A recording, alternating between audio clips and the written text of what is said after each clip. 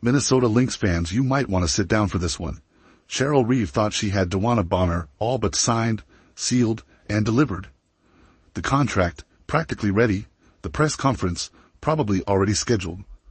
Then, out of nowhere, boom, Indiana Fever swooped in and snatched Bonner away like a thief in the night.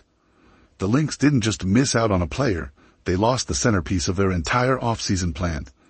Cheryl Reeve is furious that DeWanna Bonner rejected her for Caitlin Clark and the Indiana Fever, but the Lynx were there. So, to choose the Fever over them is saying something.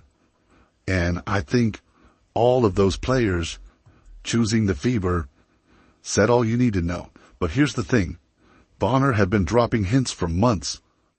Remember when she openly talked about wanting to win now? Or how she barely reacted when the Phoenix Mercury traded for her own fiancée, Alyssa Thomas.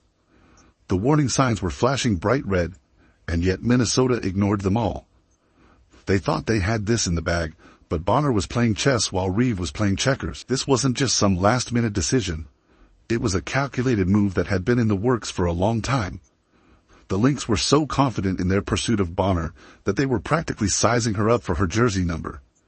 They saw her as the missing piece to take them back to championship glory, slotting her right alongside Napheesa Collier and Kayla McBride. The front office had already visualized parades through downtown Minneapolis, celebrating what they thought would be their next title run. Man, I want y'all to hit is all 5 of last season's regular starters left during this off-season free agency. They're talking about a Connecticut side here, including 3 who have spent their entire careers, a collective 23 seasons with the organization. One of those players, Alyssa Thomas, sought a move to a championship contender, Phoenix, with superior facilities. And if you want proof of just how deep Minnesota was into this plan, they even considered trading for Alyssa Thomas, Bonner's fiancée, in a desperate attempt to sweeten the deal. That's the basketball equivalent of buying someone a house before the first anniversary. Risky, desperate, and ultimately unnecessary. Meanwhile, while Reeve and the Lynx were making their intentions loud and clear for the world to see, Indiana was playing it cool. No leaks, no flashy moves, just smart, quiet, behind-the-scenes relationship building. While Minnesota was out there trying to make a public spectacle of their pursuit, the Fever were putting together a masterclass in patience and precision. They let Reeve believe she had this wrapped up while they set the stage for the perfect steal. Nonetheless, the other things or other desires or other factors, as they say, I'm pretty sure that's the key factor of why she left. And why she went to the Fever instead of the Lynx. And then, just like that, the move happened. Bonner turned down Minnesota's offer and chose to join forces with Caitlin Clark in Indiana. The Lynx left scrambling. Reeve, absolutely furious. What was supposed to be their biggest off-season acquisition had just slipped through their fingers, and there was nothing they could do about it. DeWanna Bonner played Cheryl Reeve and the Lynx front office like a fiddle, and they never saw it coming. The craziest part? Bonner had been leaving breadcrumbs about her true intentions for months, and nobody in Minnesota picked up on them. The signs were there, clear as day. If only they had been paying attention, because I can't even imagine Fee at the 3, and then you have Bonner and Alyssa at the 4 and the 5. Oh my goodness, bro. You could tell the Lynx knew that the Indiana Fever were piping up as far as grabbing some of the best players to make that organization run like a well-oiled machine, man. Remember the WNBA All-Star game last season? Photos surfaced of Bonner and Caitlin Clark engaged in deep, focused conversations. These weren't just polite exchanges or quick greetings between competitors. These were the kinds of talks that scream, "We're planning something big." While the basketball world assumed Minnesota was the frontrunner for Bonner, she was already laying the groundwork for a future alongside Clark in Indiana. This wasn't a last-minute change of heart. It was a masterfully planned move, months in the making. Bonner let Minnesota believe they had the upper hand, but in reality, she had already aligned herself with the Fever's vision long before free agency even opened. While Reeve and company were busy mapping out their championship strategy, Bonner was quietly buying into the Indiana Fever's long-term blueprint. Most of the teams do realize that is about to happen, so they are strengthening up their roster. And that move right there would have been crazy, fam. That would have been a crazy move. Having Alyssa Thomas and DeWanna Bonner on the links, that would have been unfair because then you have Fee and then you have McBride. Oh my goodness, dog. And let's talk about Phoenix for a second because they really thought they had this all locked up.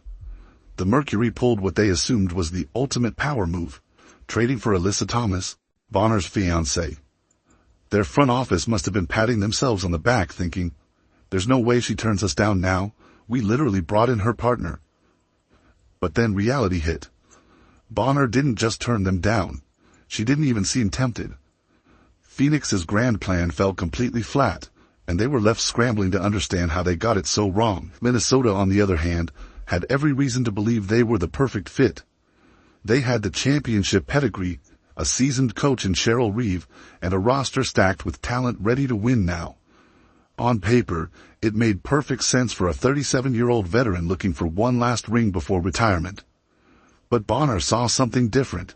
Something both Minnesota and Phoenix somehow missed. But Phoenix also heavily courted Bonner, league sources said, yet the desire to win immediately, among other factors, led Bonner to the Indiana Fever. In her official statement after signing with Indiana, Bonner didn't talk about joining an established powerhouse. Instead, she emphasized her excitement about being part of an organization on the rise and committed to growing the sport of women's basketball. That's not just PR fluff. That's a veteran who's been around long enough to recognize genuine potential when she sees it. While others saw Indiana as a work in progress, Bonner saw a chance to build something special. And now, she's ready to do just that. Indiana Fever just went from WNBA afterthought to the hottest ticket in town. DeWanna Bonner's decision wasn't just a standard free agent move, it was a statement. When she signed with Indiana, she wasn't looking for an easy ring. She wanted to build something, to turn a struggling franchise back into a legitimate powerhouse. And if you ask her, that journey to greatness starts now. I think maybe Bonner is going towards popularity. Maybe she grow that popularity and then after the season is over with or when she retires, she can start her own podcast and have people check in with her. I don't know. I'm just giving out hypotheticals here. The most telling part of Bonner's decision. She didn't just say she wanted to help Indiana compete. She specifically mentioned bringing them back to championship form. This wasn't about hopping on an already established contender like Minnesota or Phoenix. This was about shaping a dynasty from the ground up, leaving a lasting impact by helping transform a team that had been lost in the shuffle for years. And here's where it gets even crazier. According to The Athletic, Bonner's number one priority was winning immediately. That means she genuinely believes Indiana gives her a better shot at a championship than Minnesota or Phoenix. Let that sink in. At first glance it sounds insane, but when you really break it down, it makes perfect sense. I feel it, man. What a business decision. And then also you have a competitive team that could actually go to the finals this year. So that's just a win-on-win situation. Indiana isn't just another rebuilding team. They've got something special. With Caitlin Clark and Aaliyah Boston, the Fever have arguably the most dangerous young duo in basketball. We're talking about two generational talents, perfectly complementing each other, who could run the WNBA for the next decade. Bonner saw that. She recognized that linking up with Clark in Boston now puts her in the perfect position to ride the wave that's only beginning to swell. For years, the assumption was that veterans only wanted to sign with teams that had already built championship rosters. Bonner flipped that logic on its head. She's thinking 5 steps ahead, realizing that the real power move isn't joining an established super team, but aligning with the future super team before everyone else catches on. She didn't just see Indiana's roster. She saw the future of women's basketball forming before the rest of the league even realized it. If this happened, I believe the Indiana Fever are going to be one of the best running gun teams you've ever seen in the WNBA.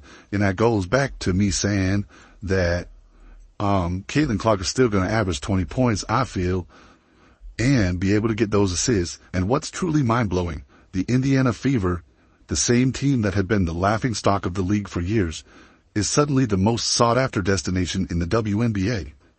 Remember all those jokes about Fever fans? Yeah, those tweets are aging worse than unrefrigerated milk in July. I feel like the Fever have a great chance of averaging between 90 to 100 points a game, bro. I'm not gonna lie. And Caitlin is still gonna be Caitlin. She's gonna be more efficient on the shooting, seeing how she's been working out, getting her shot together. Indiana wasn't just bad for a few seasons. They were buried in irrelevance for nearly a decade. They were a small market team that couldn't attract top-tier talent no matter how much money they had. When you looked at the WNBA landscape, it was painfully obvious where stars wanted to go.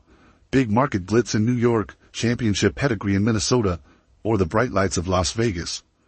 Indiana? That was the place where players' careers went to fade away. Even after drafting Caitlin Clark, analysts still assumed veterans would steer clear. The logic was simple.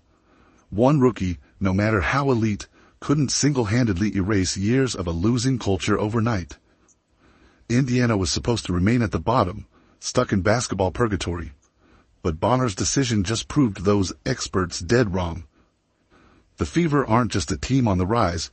They're the team everyone suddenly wants to be a part of. And if you don't believe it yet, just wait. This is only the beginning. The Indiana Fever have officially flipped the WNBA on its head. In just a few months, they've gone from an afterthought to the hottest team in the league.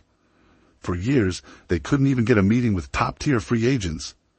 Now, veterans are lining up, hoping for a chance to join the revolution happening in Indiana. Regardless, so many players decided they were going to go to the Indiana Fever, which was the death knell for a lot of those narratives. DeWanna Bonner's decision wasn't just a win, it was a seismic shift. When a 3-time champion and 7-time All-Star picks a rebuilding team over established contenders, the message is loud and clear. Indiana is no longer a stepping stone or a place for players to quietly finish their careers. It's a destination. And Bonner's move is forcing the rest of the league to take a hard look at what's happening in Indianapolis. They weren't traded. Cunningham was traded there, but Natasha Howard signed with the Indiana Fever.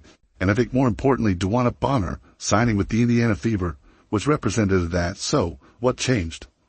Why are players suddenly choosing Indiana over teams like Minnesota or Phoenix? It's not just Caitlin Clark's arrival, though that certainly helps.